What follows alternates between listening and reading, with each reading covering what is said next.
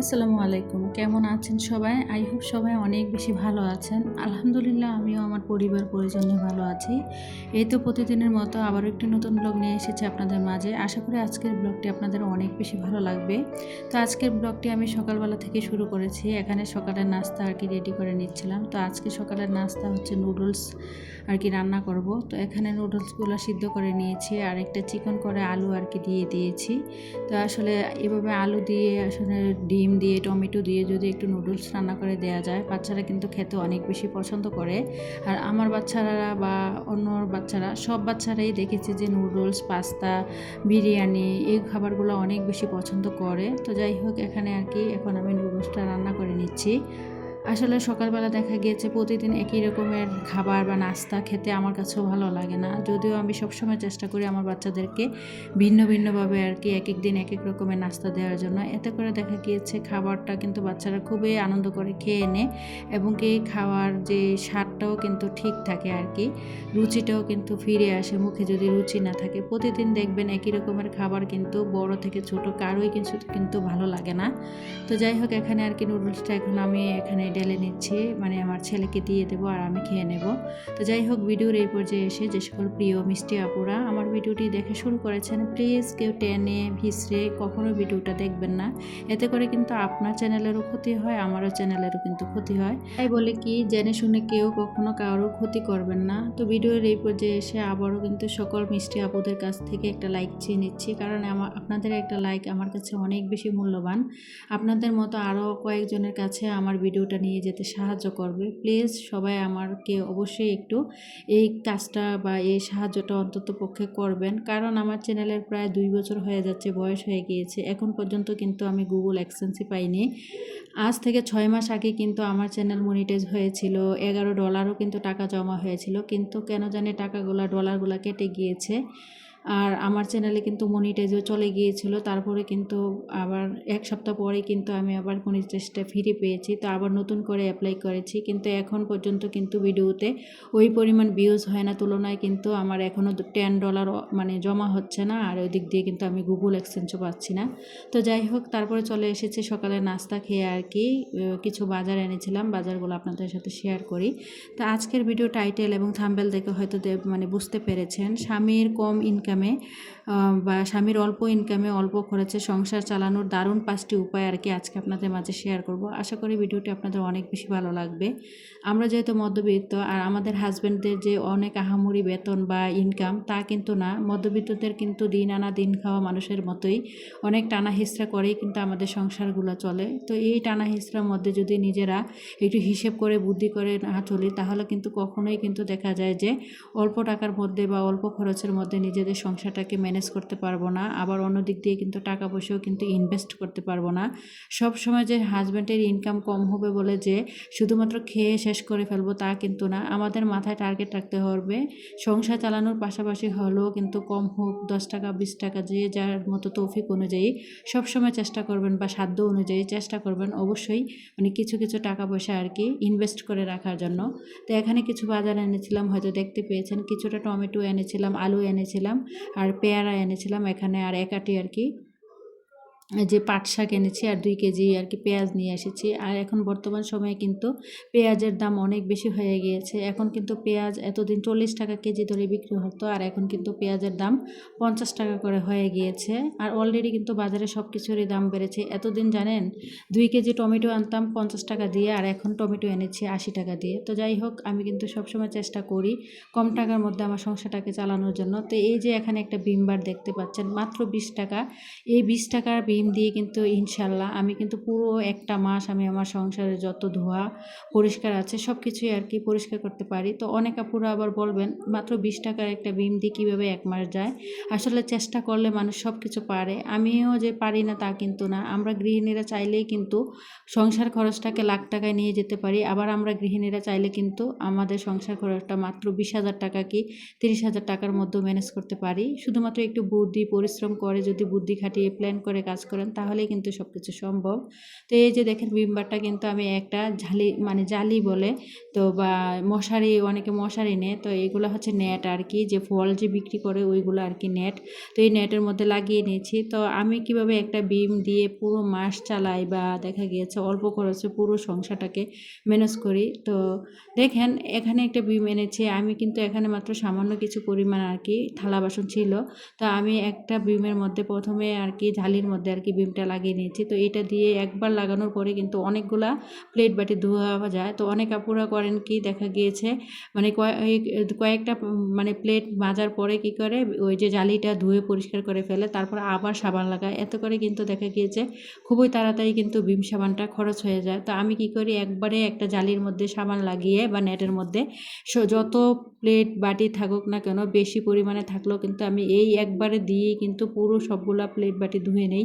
এতে করে দেখা গিয়েছে মাত্র 20 টাকার ভীমটা কিন্তু আমার পুরো একটা মাস চলে যায়। তো যাই হোক, এখন যে কথা বলি, ভিডিওতে বলেছিলাম 5টি উপায়। প্রথম যে উপায়টা সেটা হচ্ছে আসলে প্রয়োজন অনুযায়ী কেনাকাটা করা বা খরচ করা। প্রয়োজন অনুযায়ী যদি প্রয়োজনের ব্যতীত আসলে কোনো কিছু খরচ করা বা অতিরিক্ত কোনো কিছু খরচ করা আমাদের কিন্তু ক্ষতির কারণ। আর আমাদের সংসারটা যেহেতু অল্প খরচের মধ্যে চালাতে হয়, সবসময় চেষ্টা করতে হবে নিজের প্রয়োজন অনুযায়ী সবসময় বাজার খরচ করার জন্য। ধরেন আমার বাসায় কিন্তু 2 কেজি পেঁয়াজ আছে, আমি যদি আবার দেখলাম বাজারে গেলাম ভালো লাগলো তাই বলে কি আরও 2 কেজি পেঁয়াজ নিয়ে আসলাম, এটাকে কিন্তু অপচয় বলে। তো আমি মনে করি কি আসলে আমাদের সংসারে যখন যে জিনিসটার প্রয়োজন ছাড়া কখনোই কিন্তু কোনো কিছু খরচ করবেন না। এতে করে কিন্তু আপনার সংসারে কিন্তু টাকা পয়সাগুলা নষ্ট হয়। তাই আমি বলি কি সবসময় প্রয়োজন অনুযায়ী আর কি খরচ করবেন। বা নিজের ধরেন 2টা ড্রেস আছে, কিন্তু কোথাও একটা ড্রেস দেখলেন ভালো লাগলো তার জন্য যে নিয়ে নিলেন তা কিন্তু না। তা না করে নিজে যেগুলো আছে সেগুলো, আমি বলি না যে আপনারা ছেঁড়া কাপড় পরেন, ছেঁড়া না, যেগুলো দিয়ে আপনার চলে সেগুলোই আপনি পরেন। কেন আমার ধরেন 4টা ড্রেস আছে, আমার একটা ড্রেস ভালো লাগলো পছন্দ হলো তার জন্য যে আমি কিনে এটা ফেলে রেখে দেবো তা কিন্তু না। এতে করে কিন্তু আমাদেরই সংসার খরচটা বাড়ে। তাই সবসময় চেষ্টা করবেন প্রয়োজন অনুযায়ী আর কি খরচ করার জন্য।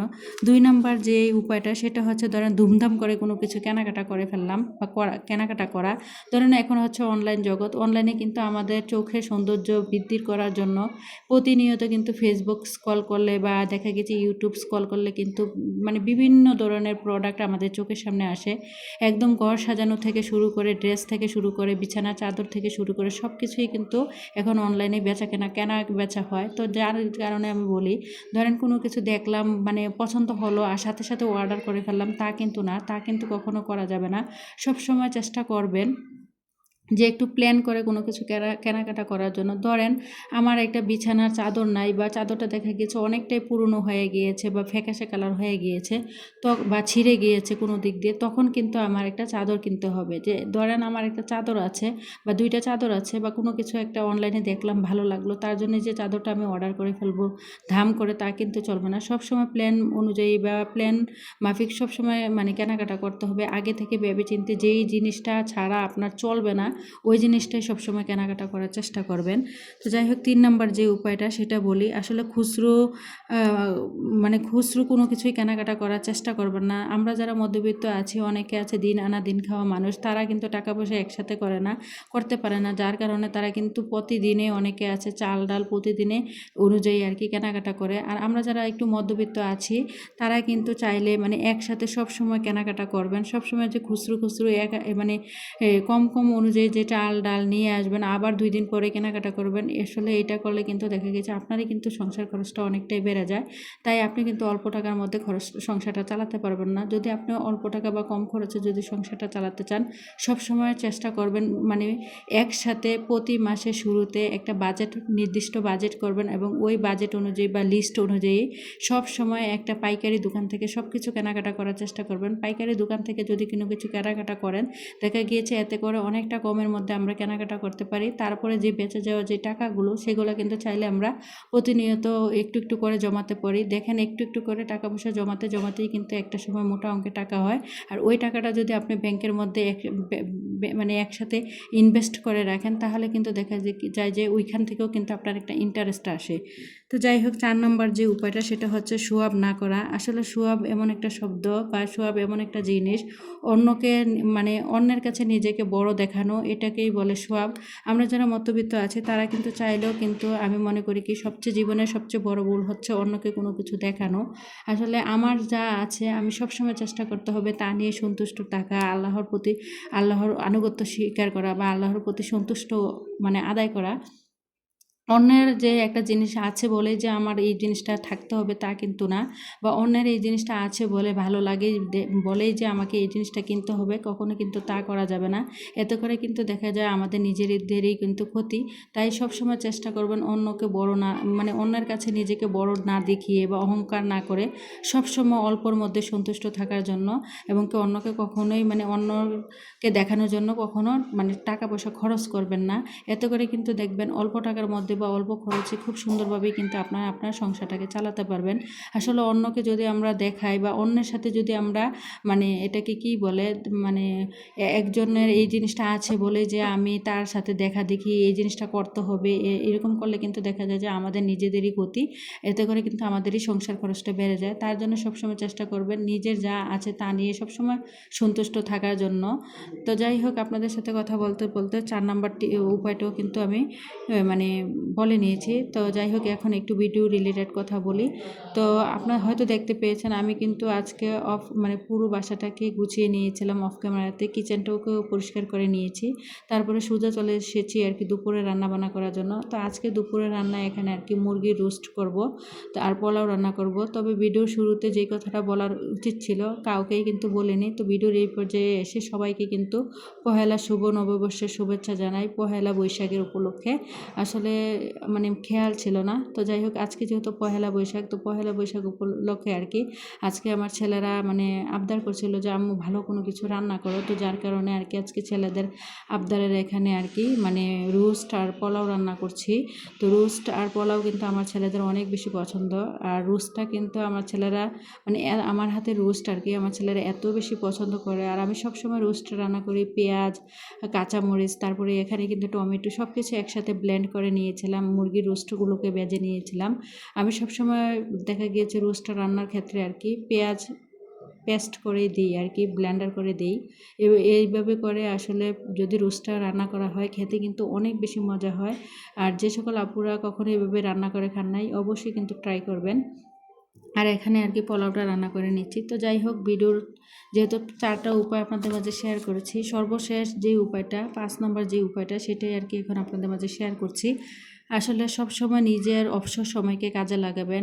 যে ধরেন আমরা কিন্তু সকল গৃহিণীরা দুপুরে রান্নাবান্না বা গোসল নামাজের পর কিন্তু অনেকটা সময় অবসর থাকি। তো অন্যের সাথে আসলে আড্ডা না দিয়ে যারা গ্রাম বাংলাতে থাকেন বা গ্রামের বাড়িতে থাকেন তারা দেখা যায় যে বেশিরভাগ সময় কিন্তু একজন অন্যজনের ঘরে গিয়ে বা বাসায় গিয়ে কিন্তু একটু আড্ডা দেন। তো আমি মনে করি কি আমরা যারা বাসা বাড়িতে থাকি বা গ্রাম বাড়িতে থাকি, গ্রামের বাড়িতে সবাই সবসময় চেষ্টা করবেন অন্যের সাথে সময় নষ্ট না করে নিজের এই সময়টাকে সবসময় হাজব্যান্ডের ইনকামের পাশাপাশি নিজের সময়টাকেও কাজে লাগাতে, নিজে কীভাবে 10টা টাকা ইনকাম করতে পারবেন, নিজে কোন কাজটা করলে সংসারের উন্নতি হবে সবসময় সেগুলো খেয়াল রাখতে হবে।